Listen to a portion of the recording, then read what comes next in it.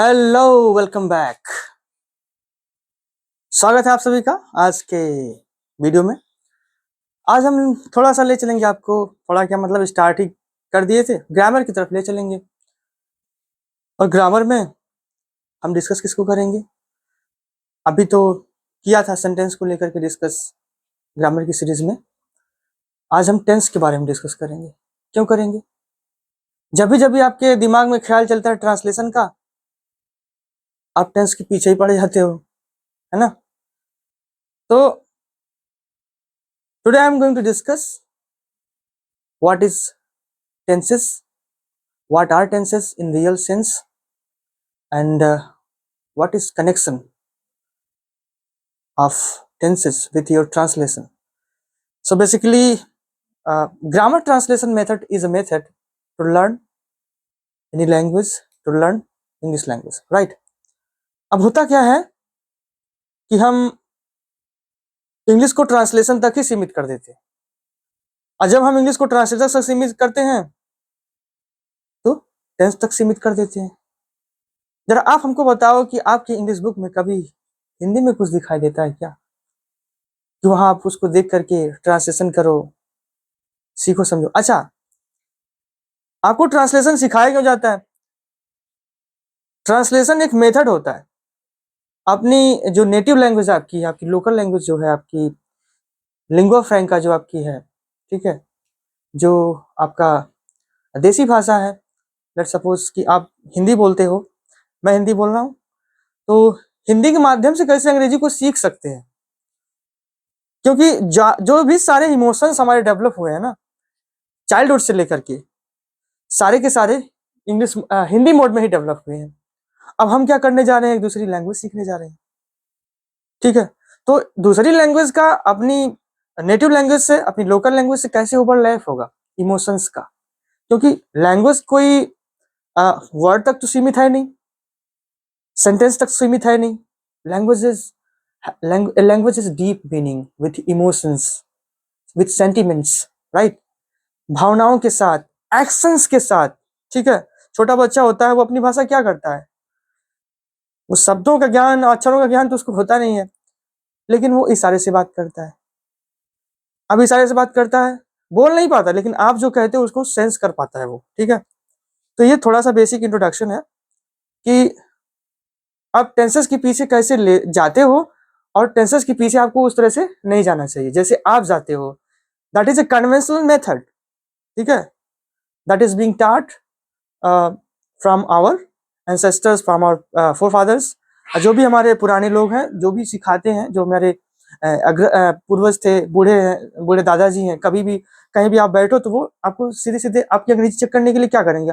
आपको 2-4 सेंटेंस दे देंगे, वो हिंदी में बोल देंगे, इसका ट्रांसलेशन करो। अगर ट्रांसलेशन कर लिए तो आपको इंग्लिश आती है क्या? यही मतलब इंग्लिश का? नहीं बेटा, this is not the meaning of any language, not only English.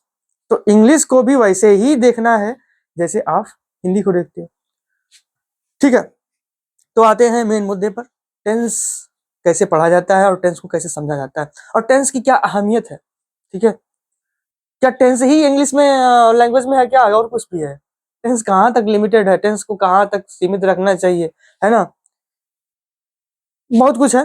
थोड़ा सा अगर हम अपना ओवरव्यू दें कि टेंस को कैसे लोगे, आप कैसे समझोगे, तो इंग्लिश लैंग्वेज है, जो भी आपके सामने पैराग्राफ आएंगे, जो भी आपके सामने क्वेश्चन आंसर आएंगे, प्रोज का पैराग्राफ आएगा, पोएट्री का स्टेंजा आएगा आपके सामने, शॉर्ट स्टोरीज के पैराग्राफ्स आएंगे, क्या वो हिंदी में होंगे? नहीं, वो इंग्लिश में ही होंगे। इंग्लिश का न्यूज़पेपर आपको इंग्लिश में पढ़े मिलेगा, तो आप कैसे ता है ती है ते है हूं करके कर बोलोगे? व्हाट रबिश थिंग यार, ऐसा नहीं होता है ना बच्चों? ठीक है मेरे दोस्त, अभी टेंस का डीप मीनिंग अगर हम जाने कि अगर कोई स्टेंजा दिया गया, कोई पैराग्राफ दिया गया, कोई टेक्स्ट दिया गया है, तो टेंस को कैसे उसको समझेंगे? सबसे पहले टेंस में क्या आता है? हमेशा टेंस में आप क्या देखोगे? हेल्पिंग वर्ब देखोगे। क्या देखोगे? हेल्पिंग वर्ब्स, ठीक है। या फिर उनके जो रूल्स हैं, थोड़े बहुत जो ग्रामेटिकल रूल्स हैं उनके, ठीक है ना, रूल्स ऑफ टेंसेस, उनको देखो। बस 2 चीज देखनी होती है, ठीक है।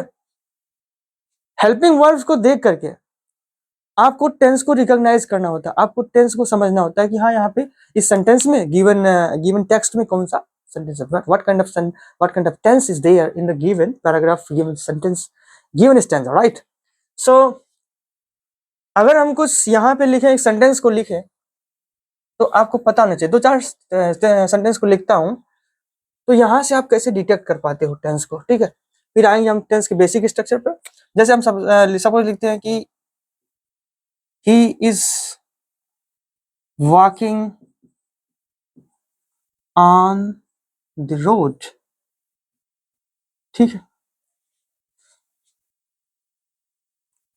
Monu was running in the field। I hope आपको बेसिक नॉलेज होगा टेंसेस का, हेल्पिंग वर्ब का, आई होप सो, ठीक है। Farmers have been plowing their fields since morning, ठीक है ना, right. Sentence number 1, sentence number 2, sentence number 3, ऐसे ही तो आएगा आपके इंग्लिश के बुक में, और जहां भी आप इंग्लिश को देखोगे ऐसे ही आएगा ना। तो यहाँ से क्या करोगे, कौन सा टेंस है, कैसे उसको रिकॉग्नाइज करोगे, कैसे कैसे डिटेक्ट करोगे, कैसे टेस्ट करोगे उसको। सिंपल, क्या बोला था मैंने, हेल्पिंग वर्ड प्लस रूल्स, यही तो है ना। देखो पहले वाले में क्या रूल्स मिलता है आपको, है ना, यहाँ पे इज लगा हुआ है, ठीक ना, हेल्पिंग वर्ब का यहाँ पे इज है, और यहाँ पे आईएनजी मेन वर्ब में लगा है, आईएनजी। आपको पता होना चाहिए, है ना, मेन वर्ब क्या होती है, हेल्पिंग वर्ब क्या होती है। प्रीवियस क्लासेस में आपको पढ़ाया गया होगा, नहीं पढ़ाया गया होगा, तो जब हम टेंस को पूरा एक्सटेंसिवली डिस्कस करेंगे तो हम बताएंगे आपको, right. Okay, this is subject, जबकि हम टेंस में बता चुके हैं ना, बाकी चीज प्रेडिकेट होता है, बाकी चीज subject, helping verb, main verb, object, सब जो भी कॉम्प्लीमेंट्स होते हैं, ठीक है, सेंटेंस के स्ट्रक्चर में आपको बताया था। तो यहां से दो चीज निकल के आती है कि हेल्पिंग वर्ब इज है, सब्जेक्ट क्या है, सिंगुलर है ना, सिंगुलर सब्जेक्ट के साथ हेल्पिंग वर्ब है, ठीक है। ये बेसिक अंडरस्टैंडिंग होती है, थोड़ा सा टाइम लगता है उसको समझने में शुरू में, लेकिन हम जैसे उसको एक बार सीख लेते हैं, देखते ही कैप्चर कर लेते हैं। This is present continuous tense, कैसे, हेल्पिंग वर्ब इज है, मेन वर्ब में क्या जुड़ा है, आईएनजी जुड़ा है, कौन सा टेंस हो जाता है, प्रेजेंट कंटीन्यूअस टेंस, ठीक, बस यही है। अब हम यहाँ पे लिखेंगे कि वह रोड पे टहल रहा है, तब जाके होगा भाई, वो तो हिंदी है ना, वो हिंदी का सेंटेंस है।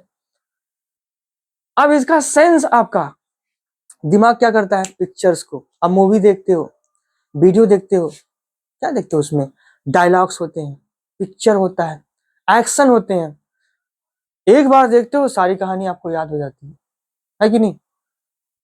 अब इसका एक्शन आपको पता होना चाहिए कि he is walking on the road.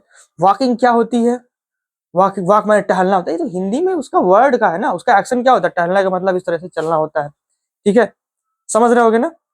And on the road, road को समझते हो, सब्जेक्ट है, हेल्पिंग वर्ब है, मेन वर्ब में आईएनजी है, कौन सा टेंस हो गया, प्रेजेंट कंटीन्यूअस टेंस। ऐसे ही समझना, इंग्लिश की बेसिक यही है, बेसिक इंग्लिश यही है। अच्छा भाई आगे चलते हैं। This is was and again ING is added to main verb in the field. Monu was running in the field, हम हिंदी में बताएं इसको, ठीक है, मोनू मैदान में दौड़ रहा था। फिर से हेल्पिंग वर्ब वाज आई है, फिर से आईएनजी है। आईएनजी का जब भी आपने देखा होगा यूज, तो कंटिन्यूअस के केस में देखा होगा, है ना। अभी टेंस बताऊंगा कौन कौन से टेंस होते हैं, आपको आता भी होगा, है ना। आईएनजी का जब केस होता है तो कहीं ना कहीं वो कंटिन्यूअस से जुड़ा होता है, कहीं ना कहीं वो इम्परफेक्ट टेंस से जुड़ा होता है। वाज है हेल्पिंग वर्ब, राइट, और मेन वर्ब में क्या है, आईएनजी। ये ग्रामर का रूल हो गया, ये हेल्पिंग वर्ब हो गई, कौन सा है, प्रेजेंट पास्ट कंटिन्यूअस टेंस, ये पास्ट कंटिन्यूअस टेंस हो गया। आवाज पे ध्यान देना, यहाँ कुछ थोड़ा सा क्या बोलते हैं, कंजेस्शन हो रहा है, तो भी आप, मैं यहाँ पे इस तरह से हार्ट बनाया हूँ, इधर से सर्किल बनाया हूँ, देख के समझ सकते हो। शब्दों पे ध्यान दीजिएगा, एक्शन पे ध्यान दीजिएगा। हेल्पिंग वर्ब है, मेन वर्ब में आईएनजी है, कौन सा टेंस है? Past continuous tense. अगला एग्जांपल, अगला इलस्ट्रेशन हमने आपको दिया है, हेल्पिंग वर्ब है हैव बीन, फिर से आईएनजी जुड़ा हुआ है मेन वर्ब में, ठीक है। फिर सिंस मॉर्निंग, और टाइम दिया हुआ है भाई साहब, टाइम भी दिया हुआ है, ठीक है। ये कौन सा टाइम है? Point of time. बताएंगे पॉइंट ऑफ टाइम क्या होता है और पीरियड ऑफ टाइम क्या होता है, बाकी सब वैसे ही। हेल्पिंग वर्ब आपकी क्या है? हैव बीन है। मेन वर्ब में क्या है? आईएनजी है। आपको पता होगा हेल्पिंग वर्ब अगर हैव बीन हैज बीन आती है और आईएनजी होता है और उसके साथ समय दिया होता है, टाइम दिया होता है, तो कौन सा टेंस होता है? Present perfect continuous tense. ING जुड़ने से कंटीन्यूअस हो गया, हैव बीन जुड़ने से परफेक्ट हो गया, टाइम देने से present perfect continuous tense. Present perfect continuous tense, ठीक है। ऐसे ही समझना होता है, ठीक है।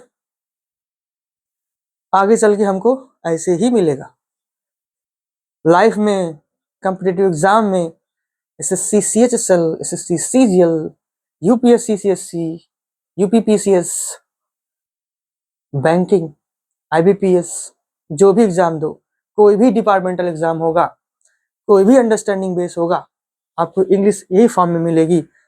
कभी ट्रांसलेशन हिंदी में अंग्रेजी में देके नहीं दिया होगा, ठीक है। तो मेरे कहने का मतलब मेरे बच्चों, कि टेंस को समझना है तो इंग्लिश से ही इंग्लिश में समझना पड़ेगा। ग्रामर ट्रांसलेशन मेथड एक कन्वेंशनल मेथड होता है जो छोटे छोटे बच्चों को बहुत ही बेसिक स्टेज पर सिखाया जाता है, ठीक है ना, समझे? ओके, तो ये होती है टेंस की बेसिक समझ। चलिए हम आपके सामने टेंसेस का पिटारा खोल देते हैं। चलिए भाई, आपको पता भी होगा कौन कौन से टेंस होते हैं, थोड़ा सा हम उसको आपकी भाषा में भी बताने की कोशिश करेंगे, ठीक है। और बस इतना ही होता है, बार बार ट्रांसलेशन पे मत जाना, क्योंकि ट्रांसलेशन में केवल टेंस ही नहीं होते हैं, बहुत सारी ग्रामर्स भी होती हैं, ग्रामर के रूल होते हैं, पार्ट ऑफ स्पीच लगता है, ठीक है ना, बहुत सारे होते हैं वो ट्रांसलेशन में। खाता है, पीता है, जाता है, ये कोई ट्रांसलेशन थोड़ा होता है, राइट। चलो हम टेंसेस के बारे में बात करते हैं। टेंसेस होते कितने हैं, राइट। बस यही है, बाकी सोचना मत कि हाँ ऐसे नहीं पढ़ा रहे हैं पूरा, नीचे से स्टार्ट करके, यही है बेसिक, ठीक है ना, यही है बेसिक। इससे ज्यादा डीप जाओगे तो पीएचडी करने लगोगे और कुछ हो नहीं पाएगा। ग्राउंड पे आओ, सीधे सीखो, सीधे छक्के चौके लगाओ, राइट। चलो प्रेजेंट का पढ़ते हैं। प्रेजेंट, प्रेजेंट का, प्रेजेंट इंडेफिनिट। अब मैं प्रेजेंट लिख दिया हूं, इसका चारों लिखूंगा मैं। प्रेजेंट इंडेफिनिट, भाई साहब इंडेफिनिट। प्रेजेंट टेंस का, प्रेजेंट इंडेफिनिट टेंस, क्या बार बार लिखूं टेंस? नहीं, कोई जरूरत नहीं, मेरे बच्चे समझ जाएंगे। Indefinite tense, present continuous tense, NUOUS, continuous tense, ठीक है। प्रेजेंट परफेक्ट टेंस, ठीक है, और present perfect, right, present perfect continuous tense. पिछले वीडियो में हमने आपको कॉन्टेक्स्ट का मतलब बताया था कि किस कॉन्टेक्स्ट में कौन सी चीजें यूज होती हैं, ठीक है। तो इंग्लिश लैंग्वेज को समझने के लिए, जैसे हिंदी की आपने शुरू में बहुत सारी किताबें कहानियां पढ़ी होंगी ना बचपन में, वैसे ही इंग्लिश के भी पढ़ने पड़ेंगे आपको। थोड़ा टाइम लगेगा, टाइम एक दिन में दे दो, 7 दिन में दे दो, थ्रू आउट द लाइफ दे दो। Learning is a phenomena that goes through out the life. जिंदगी भर सीखने का काम चलता रहता है। चलो भाई, indefinite tense, continuous tense, perfect tense, perfect continuous tense. हाँ भैया हिंदी मीडियम वालों, इंडेफिनिट मतलब अपूर्ण काल, ठीक। कंटिन्यूअस मतलब क्या बोलेंगे, जिसमें काम जारी होता है। परफेक्ट मतलब पूर्ण काल हो गया, ठीक है ना। कंटिन्यूअस का मतलब क्या होगा भाई हिंदी में? परफेक्ट कंटिन्यूअस, पूर्ण अपूर्ण काल हो गया कंटिन्यूअस का, जैसे जिसमें लगातार काम जारी रहता है ना, जारी रहना, थोड़ा सा मुझे याद नहीं आ रहा है, जिसमें जारी रहता है काम, जारी रहता है काम, ठीक है, कंटिन्यूटी रहती है उसमें। ऐसे ही परफेक्ट में पूर्ण, पूर्ण भी हो गया है काम और जारी भी है, ठीक है ना, ठीक है। ये होती है इसकी बेसिक अंडरस्टैंडिंग। अब इससे जुड़ी इनकी हेल्पिंग वर्ब्स होती हैं भाई साहब। सेंटेंस का स्ट्रक्चर हमेशा वही रहता है भाई साहब। देखो अब अब टेंस को सीख लोगे, क्या करोगे, फिर जाओगे पूछोगे आप सेंटेंस बनाने में। चलो भाई ट्रांसलेशन दे दिया, मोहन आम खाता है, राधा पानी पीती है, खाता पीता है, इसी में लटके रहो। तो सब्जेक्ट का जो फंडामेंटल स्ट्रक्चर क्या होता है, सब्जेक्ट होता है, अगर उसमें सेंटेंस का, सॉरी, सेंटेंस का सब्जेक्ट होता है, अगर कोई हेल्पिंग वर्ब है तो हेल्पिंग वर्ब रहेगी, कोई मेन वर्ब है तो उसमें मेन वर्ब रहेगी, सिंपल का। ऐसे ही सारे का पढ़े होगे ना, निगेटिव का भी होगा, इंट्रोगेटिव का होगा, सारे का होगा, ठीक है। और जैसे जैसे पढ़ाएंगे वैसे वैसे समझाते चलेंगे, और वहां से समझते और लिखते चलना, ठीक। सब्जेक्ट हो गया, हेल्पिंग वर्ब हो गया, मेन वर्ब हो गया, फिर उसके बाद आता है ऑब्जेक्ट, फिर उसके बाद आता है कॉम्प्लीमेंट, बच्चे खुचे जो भी, ठीक है। यही तो होता है सिंपल का। अब इस प्रेजेंट टेंस को समझने के लिए, अगर इंडेफिनिट टेंस है, प्रेजेंट इंडेफिनिट टेंस है, और एक और होता है हैशटैग, अगर उसको बोले तो सिंपल प्रेजेंट। अभी बता रहा हूँ उसको, सिंपल प्रेजेंट, इसको लोग छोड़ देते हैं, काहे कि इसमें ता है, ती है, ते है, आता ही नहीं है, और आता भी है तो उस तरह से आता नहीं, क्रिया के साथ, मेन वर्ब के साथ आता नहीं है, कंफ्यूज हो जाते हैं। है तो सिंपल है, भगा दोगे इसको? नहीं जी, ये भी रहेगा। अच्छा जी, इंडेफिनिट, इंडेफिनिट अपूर्ण। तो इंडेफिनिट टेंस की सिंपल क्या करना है, उसकी हेल्पिंग वर्ब क्या होती है, और सब में क्या हो गया, हम मैंने दो ही चीज बताया, एक हेल्पिंग वर्ब बताया है प्लस रूल बताया है, ठीक है ना, दो ही चीज लगती है। हेल्पिंग वर्ब आपको पता होनी चाहिए और रूल पता होना चाहिए टेंस का, ठीक है। जैसे कि इंडेफिनिट टेंस है तो इसकी क्या हो जाएगी, डू और डज हो जाती है, ठीक है। अच्छा, जब यूज होना होगा हेल्पिंग वर्ब का तभी यूज होगी, वो जबरदस्ती तो होगी नहीं। अगर वो नेगेटिव सेंटेंस है, आप पढ़े होगे थोड़े बहुत, नहीं पढ़े होगे, पढ़ाऊंगा। नेगेटिव में लगता है he doesn't, he don't, you don't, ठीक है, या फिर इंट्रोगेटिव सेंटेंस है वहां भी लगेगा, ठीक है। और जिन जिन में लगेगा, जिस कॉन्टेक्स्ट में लगेगा आपको बताया जाएगा। डू डच होती है, डच सिंगुलर के साथ लगती है, और डू प्लूरल के साथ लगती है, और यू के साथ लगती है, आई के साथ लगती है, ठीक है। कंटिन्यूअस का इज, एम, आर, जहां भी इज एम आर दिखे और प्लस उसमें आई एन जी कहीं दिखे मेन वर्ड में, ठीक है ना। क्यों आई एन जी? क्योंकि सिंपल प्रेजेंट में भी इज एम आर होता है, इसका मतलब ये नहीं कि कंटिन्यूअस ही होगा। मेन वर्ड में क्या होना चाहिए, आई एन जी, ठीक। सिंपल और हेल्पिंग वर्ब क्या होनी चाहिए, इज एम आर, सबको पता है, सिंगुलर के साथ, और इसको ये प्लूरल के साथ होती है, प्लूरल, ठीक है ना। और ये किसके साथ होती है, आई के साथ होती है, ठीक। समझ में आया? ये बेसिक इंट्रोडक्शन चल रहा है, घबराना मत। टेंस का परफेक्ट का क्या हो जाएगा बताऊंगा। परफेक्ट का क्या हो जाएगा, हैज, हैव, ठीक।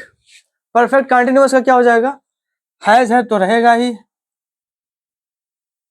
प्लस उसके साथ क्या आ जाएगा, बीन आ जाएगा, बीन बजा देंगे भाई, है ना। और प्लस आईएनजी इसमें रहेगा ही, कंटिन्यूअस है तो मेन वर्ब के साथ आईएनजी लगेगा, ठीक है। देख लो, नहीं समझ में आएगा वीडियो को आगे पीछे कर लेना। इंडेफिनिट टेंस हो गया, कंटिन्यूअस टेंस हो गया, परफेक्ट हो गया, परफेक्ट कंटिन्यूअस हो गया, ये प्रेजेंट का है। ऐसे ही पास्ट का होगा, ऐसे ही फ्यूचर का होगा, ऐसे ही प्रेजेंट, पास्ट, फ्यूचर तीनों का हो जाएगा, ठीक है। अच्छा भाई, तो बेसिक थीम मैंने आपको ये बताई कि टेंसेस की शुरुआत किस पे हुई थी, किस पे हुई थी बेटा, हेल्पिंग वर्ब पे। अंग्रेजी लोग हिंदी नहीं जानते थे, रहे हैं, रही है, खाता है, खाती है, हमने ओवरलैप किया उनके एक्शंस को समझ करके। कभी आप सोचे कि वो मैं तो हिंदी बोल रहा हूँ, अंग्रेजी बोल रहा है, हम कैसे समझ पाएंगे अपनी भाषा से, कैसे उसको ओवरलैप कर पाएंगे, कैसे कर पाएंगे? एक्शन से, ठीक है ना। जैसे हम बोलते हैं, बोले जैसे कि हम जा रहे हैं, वो बोला आई एम गोइंग, और हम जा रहे हैं तो हम भी चलेंगे, आई एम गोइंग हम भी चलेंगे, फिर दोनों को समझा गया स्ट्रक्चर को, फिर दोनों को ओवरलैप किया गया। तो कितना ओवरलैप करोगे भाई, कितना कितना एक भाषा से दूसरी भाषा को ओवरलैप कर पाओगे? लिमिटेड होगा ना, टेंस तक ही ओवरलैप कर पाए। लेकिन उनके देश में जो अंग्रेजी बोली जाती है वो कितना डीप होगी, उतना ही डीप होगी जितना आपके देश में हिंदी बोली जाती है, जितना आपके देश में मलयालम बोली जाती है, ठीक है ना। जो कि 22 लैंग्वेजेस मेनली दी गई हैं आपके कॉन्स्टिट्यूशन में, शेड्यूल 6 शेड्यूल 8 में, राइट। 26 भाषाएं हैं, भोजपुरी, हिंदी, पता नहीं भोजपुरी तो नहीं है, इंग्लिश भी नहीं है उसमें, लेकिन बहुत सारी भाषाएं अपने देश में बोली जाती है ना। तो उसका कितना उस लेवल पे, उस कितना उस लोकल लेवल पे कितना डीप मीनिंग होगी, वैसे उनके देश में अंग्रेजी में भी होगी। कब तक उसको अपने में कर पाओगे, हिंदी सीख पाओगे? नहीं सीख पाओगे ना, आपको उस इन्वायरमेंट में जाना पड़ेगा, इंग्लिश स्पीकिंग कम्युनिटी को ज्वाइन करना पड़ेगा।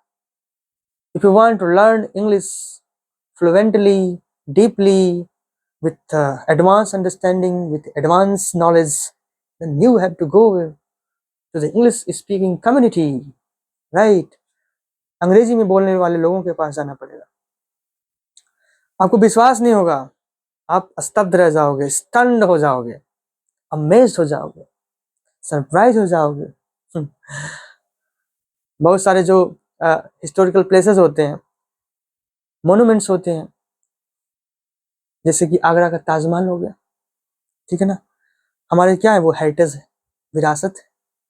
लाल किला हो गया, मथुरा वृंदावन हो गया, अयोध्या का मंदिर हो गया, राम मंदिर हो गया। वहां पे ऐसे ऐसे गाइड मिलेंगे आपको जो कभी स्कूल गए ही नहीं थे, लेकिन आपसे बहुत अच्छी खासी इंग्लिश बोल रहे होते हैं। कैसे? लोगों से बोलते बोलते, इंटरेक्शन करके, एक्शंस को देख करके सीख गए थे। अगर आप पहले स्पोकन कर लेते हो और बाद में उस भाषा को पढ़ना होता है तो क्या आप पढ़ नहीं पाओगे? बहुत ही इजीली पढ़ पाओगे।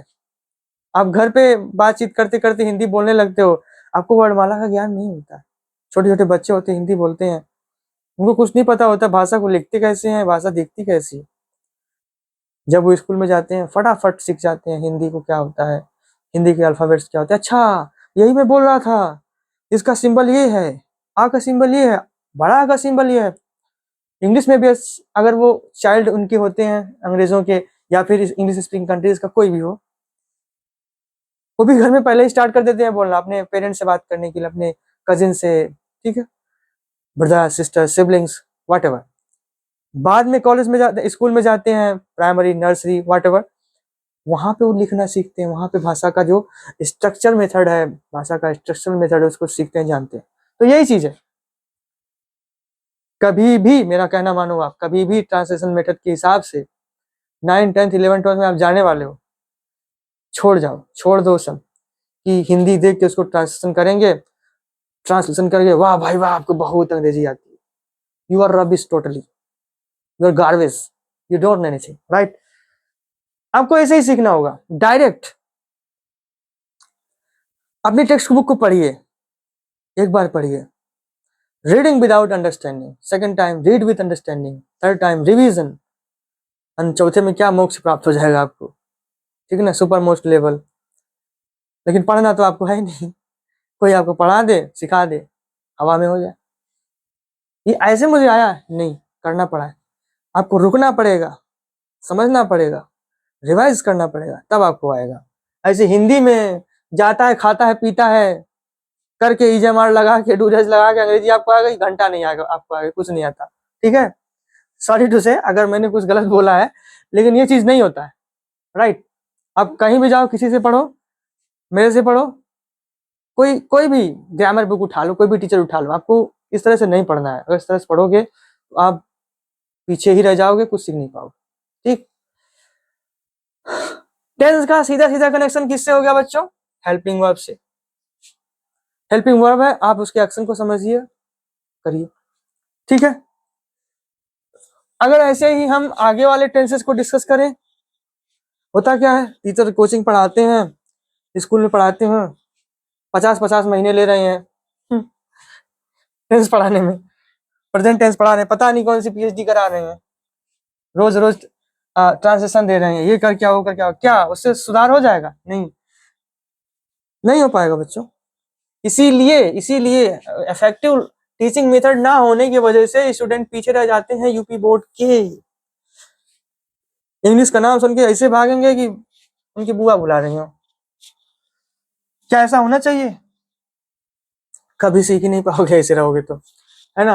हम लोगों को पढ़ाया जाता था ऐसे और हम लोग सीख नहीं पाते थे। Rote learning, translation, grammar learning, totally rubbish learning, ठीक है। हर चीज का एक ना एक स्ट्रक्चर होता है। चलो अब अगर हम यहाँ पे पास्ट का देखें, सिंपल ही वही चीज। अच्छा, सिंपल प्रेजेंट, सिंपल प्रेजेंट क्या होता है पहले देख लो। सिंपल प्रेजेंट,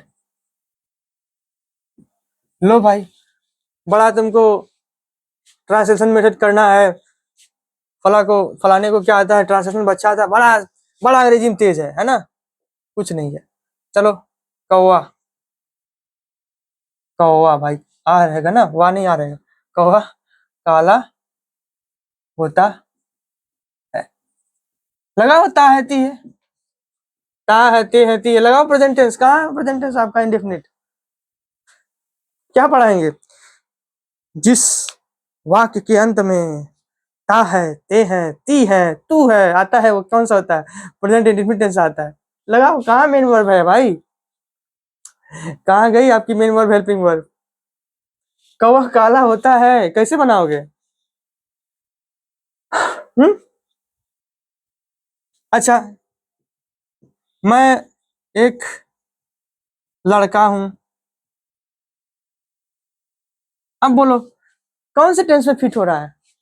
प्रेजेंट इंडेफिनिट में, पास्ट इंडेफिनिट में, फ्यूचर? किसके कंटिन्यूअस में, किसके परफेक्ट में? कहाँ कहाँ करोगे? तो क्या इसका टेंस, क्या इसका ट्रांसलेशन ही नहीं बनेगा? क्या ये सेंटेंस होता ही नहीं है? हैं?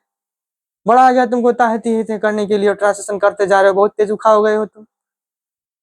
ये भी तो है, कैसे बनेगा? फुलिश मेथड आपको पढ़ाया जाएगा, महीने भर आपको एक तो प्रेजेंट इंडेफिनिट टेंस पढ़ाया जाएगा, है न्यू स्टाइल से आपको ट्रांसलेशन कराएंगे महीनों महीनों तक, 50 महीने तक करते जाओ, करते सीख जाओगे। कभी नहीं सीख पाओगे, ना कोई बैंकिंग एग्जाम निकलेगा, ना एसएससी का निकलेगा, कुछ नहीं कर पाओगे आप। सॉरी टू से, but this is totally fake method. जैसा टीचर्स पढ़ाते हैं उनको अपना पढ़ाने का तरीका बदलना चाहिए, ट्रेंड को देखना चाहिए। और ट्रेंड वो गलत था, पहले पहले भी गलत था, कोई ध्यान नहीं दिया, और हमारे बच्चे जो यूपी बोर्ड के थे, हिंदी मीडियम के थे, वो ऐसे ही खराब होते चले जा रहे थे, इंग्लिश को देख करके पूंछ पकड़ के भाग जाते थे। कौवा काला होता है, the crow is black, the crow is black, ठीक। मैं एक लड़का हूं, आई एम अ बॉय, बना कि नहीं बना भाई?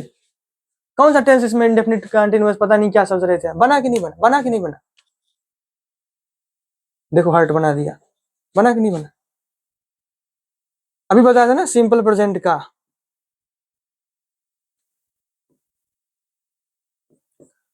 क्या था? Is, I am, are. Singular के साथ इज होगा, आई के साथ एम होगा, और प्लूरल के साथ क्या हो जाएगा? यू के साथ क्या हो जाएगा? आर हो जाएगा। बना कि नहीं बना? बन गया ना। तो ये सिंपल प्रेजेंट के हैं, काम प्रेजेंट का ही ना। कौवा काला होता है, प्रेजेंट में भी वो काला है, हमेशा काला रहेगा। सिंपल प्रेजेंट इसको बोलते हैं। मैं एक लड़का हूं, आई एम ए बॉय, ठीक है। जैसे कि राजा चोर था, राजा चोर था। अब कहा यहाँ पे ता है, थी है, थे है, ता था, ती थी है, कैसे बनाओगे? सिंपल पास्ट हो जाएगा। सिंपल पास्ट का हो जाएगा, अभी बताया था क्या था? वाज और वर था। सिंपल पास्ट का हो जाएगा, है ना, अभी बताऊंगा। तो राजा चोर था, क्या हो जाएगा? The king was a thief, और ये सब वोकैब आपको पढ़ा रहा हूँ, वोकैब रटना, वोकैब सीखना, उसके कॉन्टेक्स्ट को समझना आपका काम है। जितना आप गो थ्रू हो जाओगे चीज़ों से, जितना आप अपनी टेक्स्ट बुक से गो थ्रू करोगे, नई नई किताबों से गो थ्रू करोगे, आपकी वोकैब बनती जाएगी। न्यूज़पेपर से तो बहुत दूर की बात है। ठीक है, बना कि नहीं बना? बना। तो ये चीज़ है ना। चलो अगले टेंस पे लेके चलते हैं। टेंस मतलब क्या होता है, मैं बार बार बोल रहा हूँ, हेल्पिंग वर्ब और रूल। मैं एक ही क्वेश्चन लिखता हूँ, अंडरस्टैंडिंग कॉन्टेक्स्ट हर जगह अप्लाई होता है। आप समझोगे नहीं, आपके रटने से आप कुछ नहीं कर पाओगे, क्योंकि rote learning is not a kind of learning. Rote learning is not the media of learning anything. ठीक है, अगर हम टेंस की बात करेंगे तो हमेशा बात करेंगे टेंस इज इक्वल टू क्या होगा, helping verb plus rules applied. जो वहां पे रूल्स अप्लाई हुए हैं, हेल्पिंग वर्ब प्लस रूल। ठीक है, अभी ये मैं जो भी बता रहा हूं, क्या टेंस एक्टिव वॉइस में हो सकता है, केवल पैसिव वॉइस में भी हो सकता है, किसी भी फॉर्म में हो सकता है, किसी भी टेंसेस में हो सकता है, किसी भी सेंटेंस में हो सकता है टेंस। ठीक है, वो उस रूल में अप्लाई होगा। लेकिन हेल्पिंग वर्ब तो उसकी फिक्स रहेगी ना, जो भी हेल्पिंग वर्ब उससे एसोसिएटेड होगी, रूल तो उसका रूल होगा। हो सकता है टेंस के सेंटेंस का रूल होगा, जैसे कि जितने हम सेंटेंस आपको डिस्कस किए थे उनके रूल थे। ठीक है, जैसे कि इंपेरेटिव सेंटेंस, सॉरी पहले से स्टार्ट करता हूँ। असर्टिव सेंटेंस, उसमें अफर्मेटिव और नेगेटिव। फिर interrogative sentence, interrogative sentence starting with helping verb and WH word, class में बताया था ना प्रीवियस वीडियो में। उसके बाद आता है कौन सा, imperative sentence start with main verb, go there, come here. ठीक है, देन स्टार्ट होता है हमारा एक्सक्लामेटरी सेंटेंस, ओ आ, इसमें स्ट्रांग फीलिंग को एक्सप्रेस की गई होती है, एक्सक्लामेशन होता है, एक्सक्लामेशन का सिंबल उसमें होता है। ठीक है, अरे वो तो फेल हो गया, आहा मुझे मीठा आम मिल गया, ओहो तुमने ये क्या कर दिया। ठीक है ना, ब्रावो, बहुत अच्छा, अपलाउडेड, पूरा एकदम ताली बजा के, ये क्या हो गया, स्ट्रांग फीलिंग है। हुर्रा, एक्सट्रीम जॉय, एक्सट्रीम सारो, extreme happiness is expressed in these kind of sentences। exclamatory sentence हो गया। ठीक है, ऑप्टेटिव सेंटेंस हो गया, इसमें विश की, कर्ज की बात की होती है। May you go to hell, कहाँ जाओ, नरक में जाओ। I wish you happy birthday, wish you all the best. ठीक है, तो कहाँ है, वहां भी टेंस है, लेकिन सेंटेंस का फॉर्मेट बदल गया है, तो टेंस कहीं भी आ सकता है। ध्यान किससे देना है, हेल्पिंग वर्ब से। और रूल, रूल टेंस का हो सकता है, सेंटेंस का हो सकता है, चारों पांचों सेंटेंस जो बताया उसका रूल हो सकता है, कि उनका अरेंजमेंट, रूल मतलब उनका अरेंजमेंट स्ट्रक्चर हो सकता है क्या। दूसरी बात, उस टेंस में कौन कौन सा रूल अप्लाई होता है, बस यही टेंस की इक्वेशन हो गई, हेल्पिंग वर्ब और रूल्स अप्लाइड, हेल्पिंग वर्ब और रूल्स अप्लाइड। इसी से आप सीख गए और इसी से आपको सीखना है, तो जिंदगी भर सीखते रहोगे, जिंदगी भर के लिए सीख जाओगे, नहीं तो कभी नहीं सीख पाओगे, ताती ते तो तथा करते रहोगे। ठीक है, चलो हम डिस्कस करते हैं दूसरा टेंस जो हमारा था पास्ट वाला। सिंपल वही चीज पास्ट में, सिंपल पास्ट। ठीक है, पास्ट इंडेफिनिट। ठीक है, तीसरा पास्ट कंटिन्यूअस। ठीक है, फिर से स्पेलिंग लिख रहा हूं बस, सिंपल, इंडेफिनिट, कंटिन्यूअस। फिर उसके बाद आ जाएगा हमारा परफेक्ट। इसको काउंटिंग में नहीं रखते, इसको हैशटैग बना लो। ये सिंपल में हो गया, इसके बाद 1 2 स्ट्रक्चर में आपको जो भी ऐड करना होगा। ठीक है, देन आता है हमारा क्या, perfect continuous tense, perfect continuous.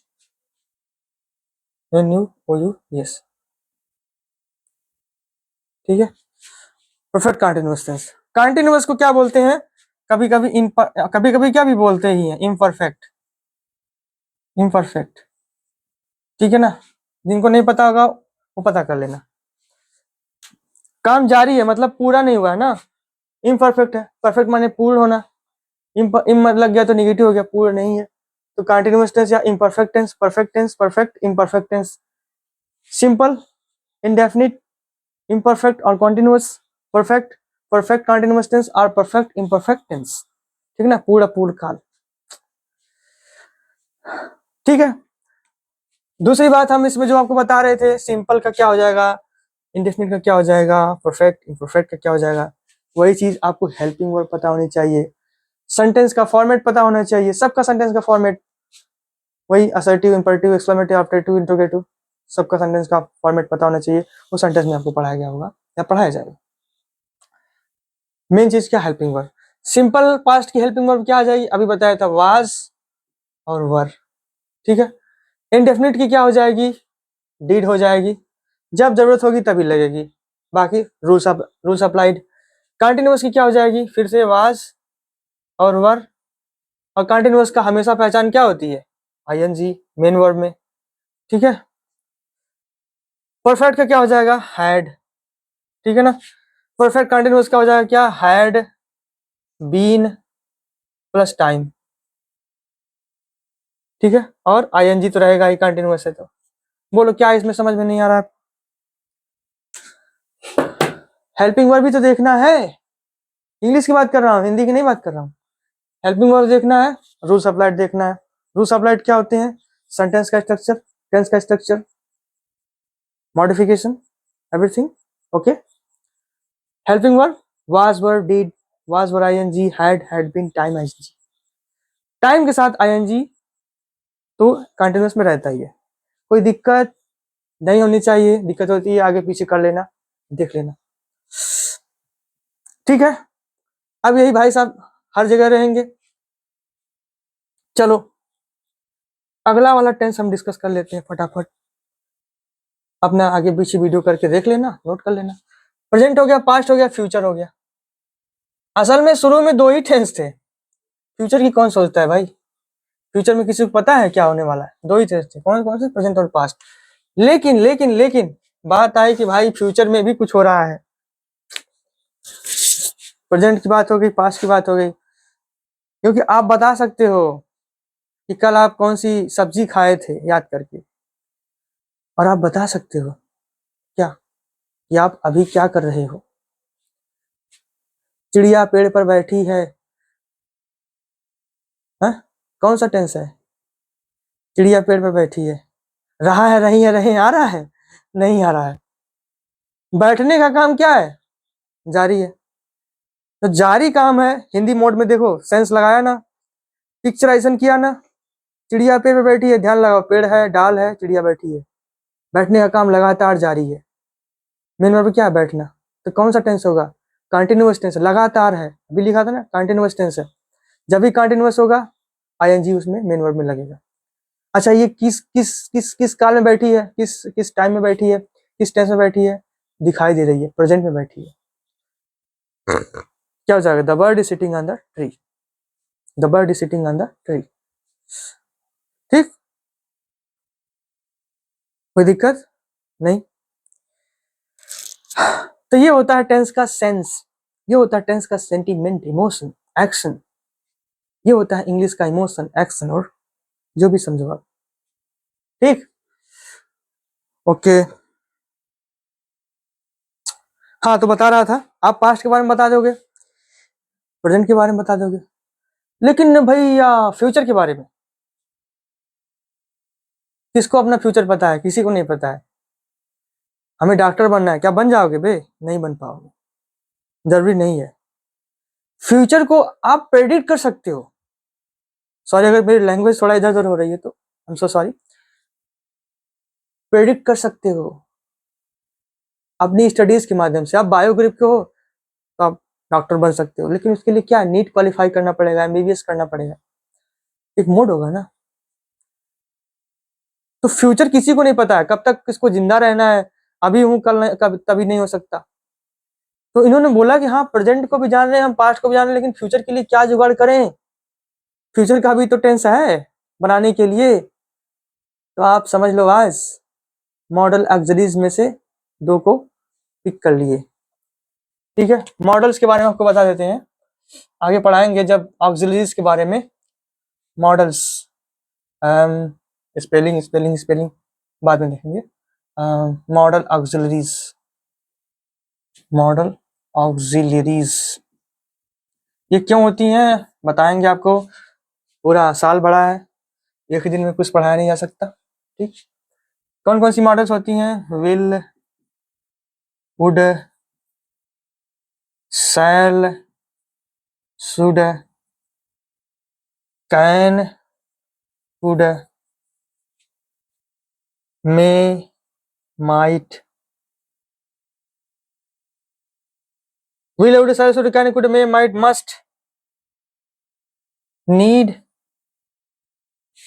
Dare, ठीक है ना। Had better, had better, had rather, had rather, ऐसे ही उड बेटर, उड रैदर, बात की बात है ना। ये मॉडल ऑक्सिलरीज है और मैंने इनको ऐसे याद किया है, इनका आपस में कोई कनेक्शन नहीं है कि विल का पास्ट होता है उड, नहीं, वो टेंस का और सेंटेंस का रूल है, कहाँ उड लगेगा, ठीक है ना। कभी पास्ट बनाना होगा विल का तो उड लगा देंगे, हमेशा नहीं, इसका अलग इंपॉर्टेंस है, इसका अलग इंपॉर्टेंस है, सबका अलग अलग रूल है। और ध्यान देने वाली बात एक ही होती है, एक ही रूल फिक्स है, कोई भी मॉडल ऑक्सिलरी आ जाए, ठीक है, केवल और केवल मॉडल ऑक्सिलरी आ जाए, उसके साथ कोई बी वो कुछ ना लगा हो, उसके साथ हमेशा वर्ब का फर्स्ट फॉर्म होता है। आज एकदम दिल में बैठा लो, हमने मॉडल ऑक्सिलरी की बात किया हूं, मैंने मॉडल ऑक्सिलरी की बात किया, उसके साथ बी की बात नहीं किया हूं, बी आएगा और उनके साथ कुछ और आ रहा है तो वर्ब में क्या चेंजिंग होगा वो बात पढ़ेंगे, लेकिन केवल केवल प्योर फॉर्म में केवल विल आ रहा है, वुड आ रहा है, शैल आ रहा है, शुड आ रहा है, केवल और केवल प्योर फॉर्म में आ रहे हैं तो हमेशा मॉडल्स के साथ वर्ब का फर्स्ट फॉर्म लगता है। तो फ्यूचर टेंस को बनाने के लिए, आपका फ्यूचर प्रेडिक्ट करने के लिए, कल बारिश होगी, हो जाएगी क्या, प्रेडिक्ट कर रहे हैं, भविष्यवाणी कर रहे हैं, सर्टेन नहीं है। क्या किया इन्होंने फ्यूचर बनाने के लिए, फ्यूचर का टेंस में यूज करने के लिए क्या उठा लिया इन्होंने, विल और शैल को इनमें से निकाल लिया, कहते चलो भाई इन सबको ले लेते हैं, जुगाड़ कर लेते हैं, बना लेते हैं टेंस जिसका नाम क्या है, फ्यूचर टेंस।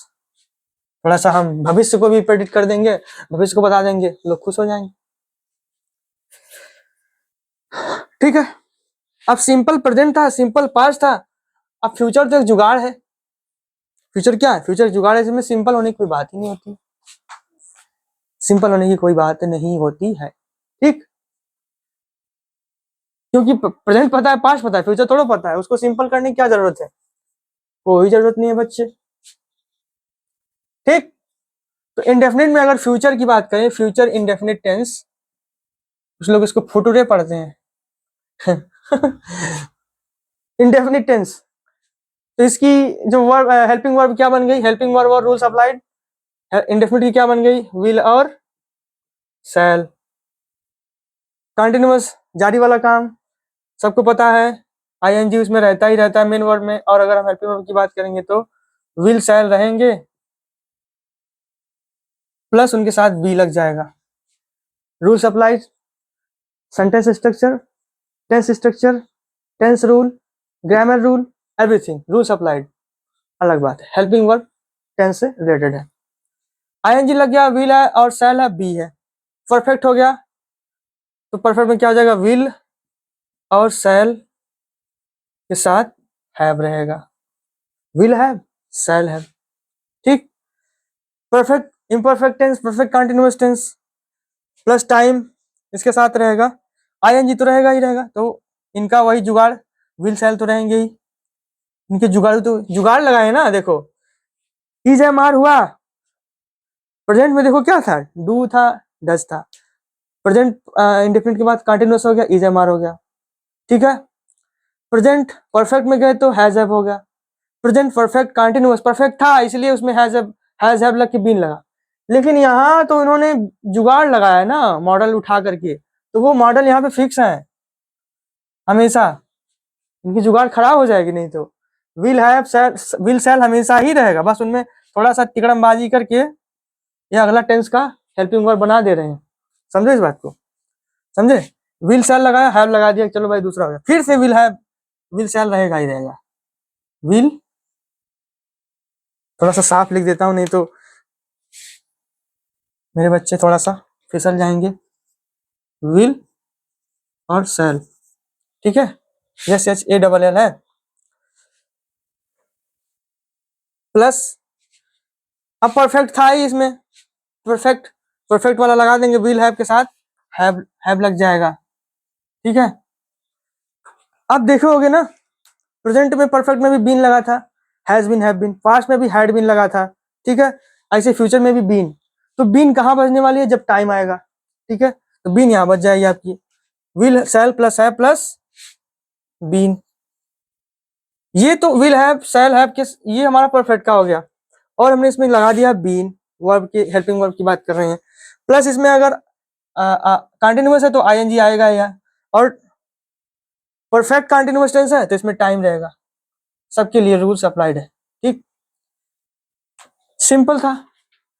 टेंस का मतलब क्या होता है, helping verb rules applied.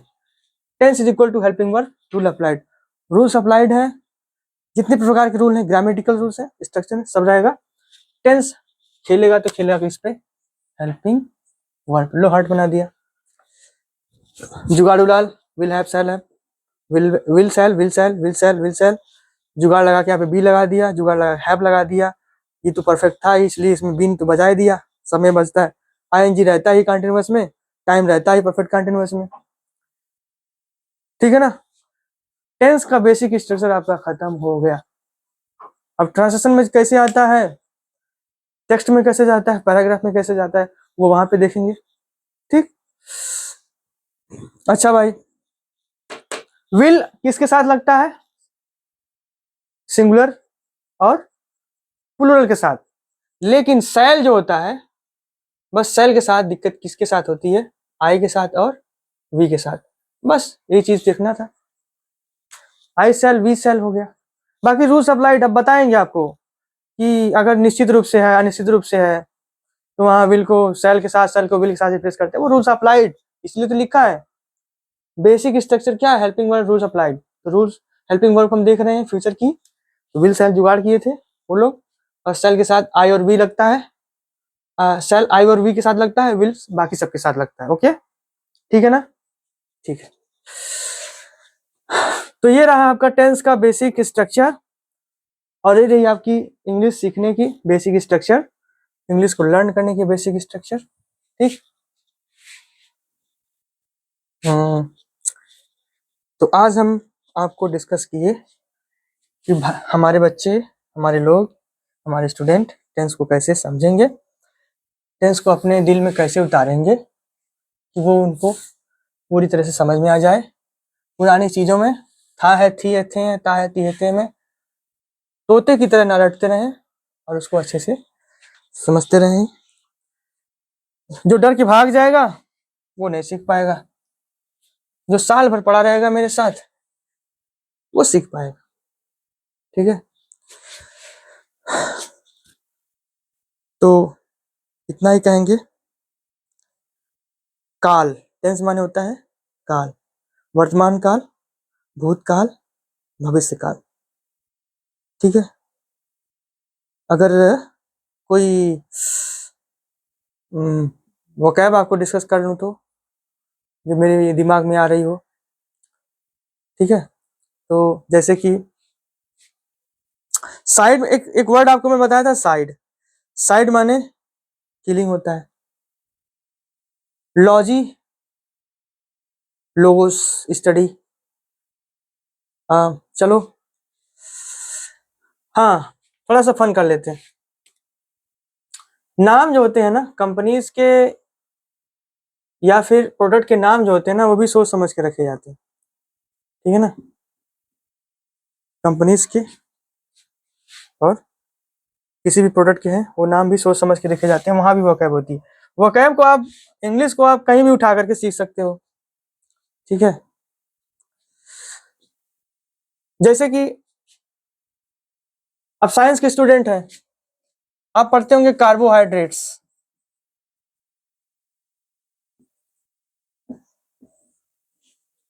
Carbohydrates थोड़ी सी डिस्कस कर लेते हैं इसको। Carbon plus hydration.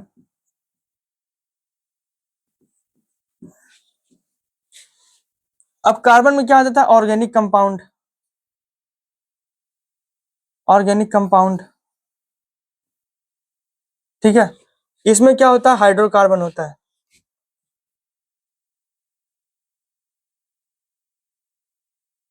हाइड्रोकार्बन में क्या हो जाएगा, मतलब कि कार्बन और हाइड्रोजन का बॉन्ड होगा। हाइड्रेशन में क्या होगा आपका, हाइड्रेशन किसको बोलते हैं, H2O को, ठीक है। तो कार्बोहाइड्रेट में जब भी देखेंगे, देखो इंग्लिश से कितना स्पष्ट हो जा रहा है। अगर आप वही इस चीज को हिंदी में लिखते हैं कार्बोहाइड्रेट, तो आपको समझ में नहीं आता। इंग्लिश को आप साइंस के स्टूडेंट कैसे अप्लाई कर सकते हो, ऐसे अप्लाई कर सकते हो। मतलब कि कार्बन और हाइड्रोजन के साथ वाटर का हाइड्रेशन हुआ है, तो कार्बन और हाइड्रोजन के साथ वाटर का जिस तरह से हाइड्रेशन हुआ है उसी को क्या बोलते हैं, कार्बोहाइड्रेट्स बोलते हैं, ठीक है।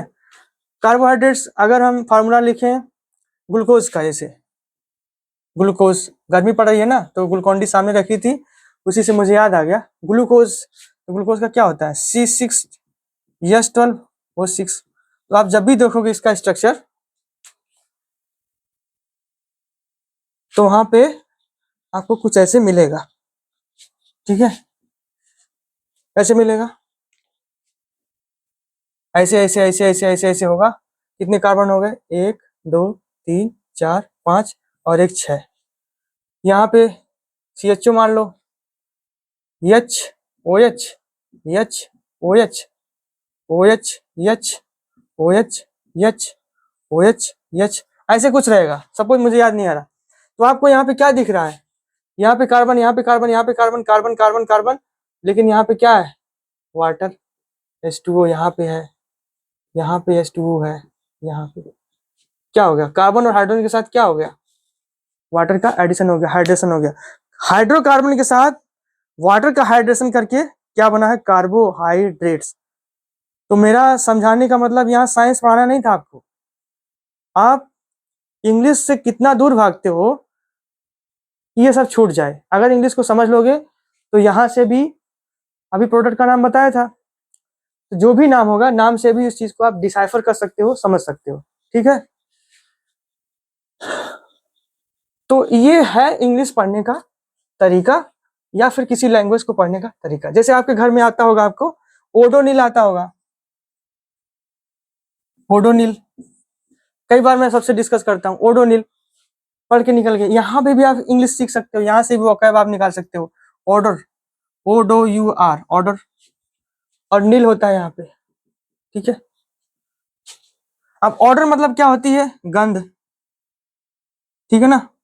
नील मतलब क्या होता है, जीरो। ऐसा प्रोडक्ट है कि गंध को जीरो कर देगा, उसे क्या बोलेंगे, ओडो नील बोलेंगे। नील होता है 0 1 2 3 4 5 6 7 8 9।